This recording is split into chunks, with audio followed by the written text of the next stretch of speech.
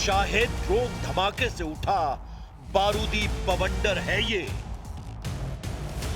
बम धमाका पुतिन के घेरबेरा लड़ाके का है। ऐसे 69 सीरियल धमाकों से यूक्रेन दहल गया है। रूस के भयानक हमलों से ओडेसा, खार्किव, डोनेस्क और ज़पोरिज़िया फिर से चलने लगे। यूक्रेन पर फुल फोर्स से हमला कर व्लादिमीर पुतिन युद्ध को फाइनल स्टेज में ले जा रहे हैं। बर्लिन मीटिंग में ट्रंप ने ज़ेलेंस्की को फोन पर घंटों इत्मीनान से पुतिन से शांति समझौते के लिए समझा दिया। ज़ेलेंस्की ने ट्रंप की सभी बातें मानकर पीस डील के लिए हामी भर दी, मगर जैसे ही ट्रंप का फोन कटा ज़ेलेंस्की को भड़का दिया गया।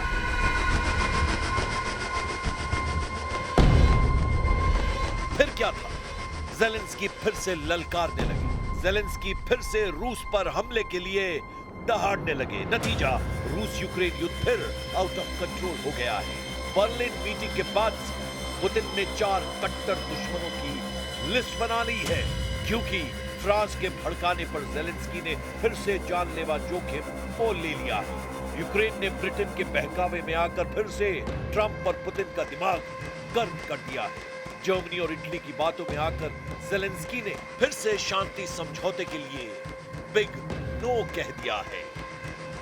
यूक्रेन ने जैसे ही रूस से पीस डील के लिए रेड सिग्नल दिखाया है, पुतिन ने भयानक हमले शुरू करने के ऑर्डर दे दिए।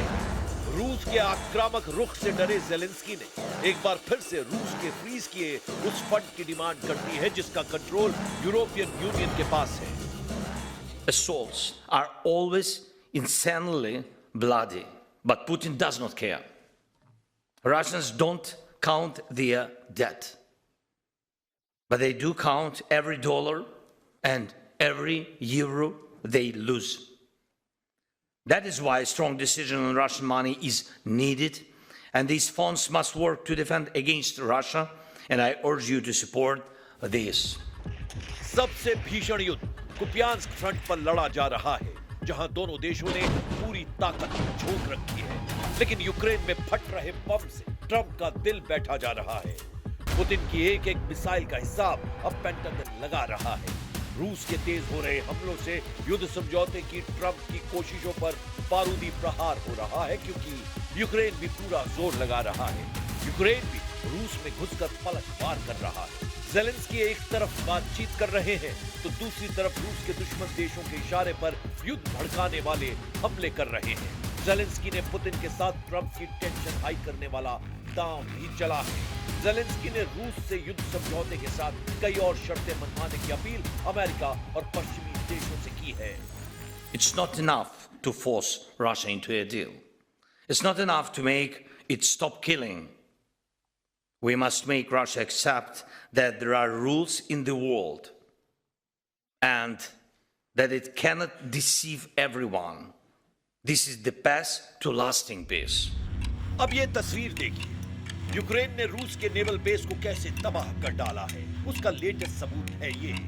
काला सागर में रूस के नेवी बेस को यूक्रेन ने अंडर वाटर ड्रोन हमले से जला डाला है। यूक्रेन के अंडर वाटर सी ड्रोन ने नोवरोसिस्क पोर्ट पर भारी तबाही मचाई है। पहले नेवी बेस पर सिर्फ सबमरीन के तबाही का अपडेट मिला था, लेकिन अब सैटेलाइट तस्वीरों से साफ है कि पूरा नेवी बेस बर्बाद हो गया है।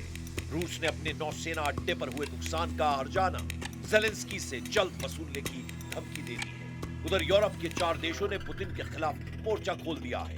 फ्रांस, जर्मनी, ब्रिटेन और इटली ने यूक्रेन की सिक्योरिटी गारंटी को पीस डील की सबसे अहम शर्त बना दिया।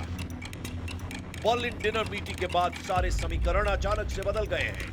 CNN के मुताबिक बर्लिन में 14 से 15 दिसंबर 2025 को 2 दिनों तक रूस यूक्रेन में शांति समझौते पर बैठक हुई, जिसमें अमेरिका से ट्रंप के विशेष दूत स्टीव विटकॉफ और उनके दामाद जेरेड कुशनर शामिल थे। यूक्रेन की तरफ से राष्ट्रपति ज़ेलेंस्की और उनके मुख्य वार्ताकार रुस्तम उमरोव भी डिनर में मौजूद थे। इनके साथ German chancellor Friedrich Merz, France के राष्ट्रपति इमैनुअल मैक्रोन और इटली की पीएम जॉर्जिया मेलोनी मौजूद थी, जबकि बर्लिन मीटिंग को प्रेसिडेंट डोनाल्ड ट्रंप ने फोन से ज्वाइन किया। सीरियस नोट पर सभी लीडर शांति समझौते पर सहमत होते भी दिखे। जिन शर्तों पर किसी को भी दिक्कत नहीं हुई वो ये थी, ट्रंप ने नए पीस प्लान में यूक्रेन को नाटो के आर्टिकल 5 जैसी मजबूत गारंटी देने के प्रस्ताव रखा है, लेकिन उसे नाटो सदस्य नहीं बनाया जाएगा। इसकी जगह यूरोपीय देशों की संयुक्त सेना यूक्रेन के हवाई और समुद्री क्षेत्र की सुरक्षा करेगी, जिसे अमेरिका समर्थन देगा। अमेरिका रूस यूक्रेन युद्ध विराम लागू होने के बाद उसकी निगरानी करेगा। समझौते के बाद यूक्रेन की सेना 8 लाख सैनिकों से ज्यादा की नहीं होगी, जिसके साथ यूक्रेन की आर्थिक सहायता के लिए यूरोपियन यूनियन मदद पहुंचाएगा। लेकिन पीस डील का सबसे बड़ा पेच डॉनबास पर फंस गया है। यूरोपीय देशों ने यूक्रेन को अपनी जमीन पुतिन को न देने के लिए भड़का दिया है। ज़ेलेंस्की पहले भी कई बार ये कह चुके हैं कि वो 1 इंच जमीन रूस को नहीं देंगे। Decisions on territories are for Ukraine to take and Ukraine alone. Likewise, issues affecting the European Union and NATO will be discussed among the European Union and NATO members. In short, nothing about Ukraine without Ukraine, nothing about the European Union without the European Union, nothing about NATO without NATO. वहीं Putin ने रूस के कब्जे वाले पूरे Donbas region, जिसमें Donetsk और Luhansk शामिल है, उसे मांग रहे हैं। ट्रंप इस पूरे रीजन को फ्री इकोनॉमिक जोन बनाने का प्रस्ताव दे चुके हैं। ट्रंप ने डॉनबास को डीमिलिटराइज करने का दावा भी किया है, लेकिन पुतिन डॉनबास रत्ती भर टस से मस नहीं हो रहे। ज़ेलेंस्की ने भी जिद ठान ली है। इसकी वजह भी है, डॉनबास रीजन को यूक्रेन का इंडस्ट्रियल हार्ट कहा जाता है। युद्ध से पहले डॉनबास यूक्रेन के कुल जीडीपी को 15 से 20% योगदान देता रहा। डॉनबास में बड़े पैमाने पर कोयला खदानें, इस्पात कारखाने, धातु उद्योग और रासायनिक संयंत्र हैं। डॉनबास की काली मिट्टी और खनिज संसाधन के साथ सामरिक लिहाज से अहम लोकेशन है। डॉनबास पर कब्जा करने से रूस को क्राइमिया तक जमीनी गलियारा मिलेगा, जिसे रूस बफर जोन की तरह इस्तेमाल करेगा। उधर यूरोप के देशों का मानना है कि पुतिन को डॉनबास मिल भी गया तब भी उनसे खतरा बना रहेगा, क्योंकि पुतिन का मिशन यूक्रेन नहीं, यूरोप को हैसियत दिलाना है। We have to understand that Donbas is not Putin's endgame. If it gets Donbas, then the fortress is down, and then they definitely move on with taking the whole of Ukraine.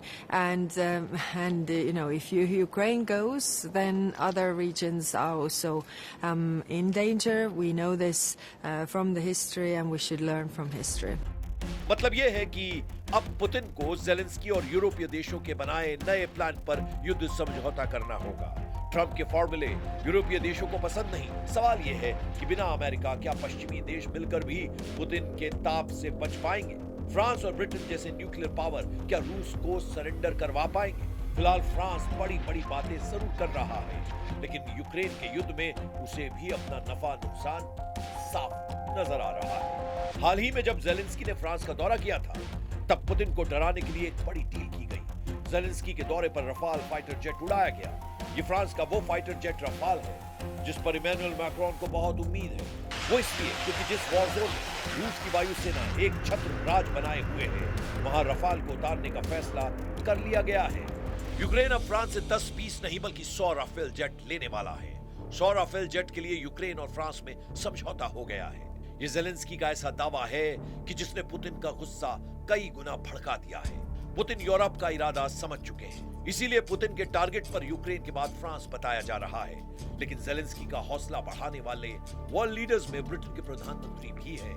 Geneva meeting में कीर Starmer ने साफ-साफ कह दिया कि Ukraine की मदद करने के अलावा यूरोप के पास कोई रास्ता नहीं है, क्योंकि यूक्रेन बचेगा तभी पूरा यूरोप पुतिन के गुस्से से सुरक्षित रहेगा।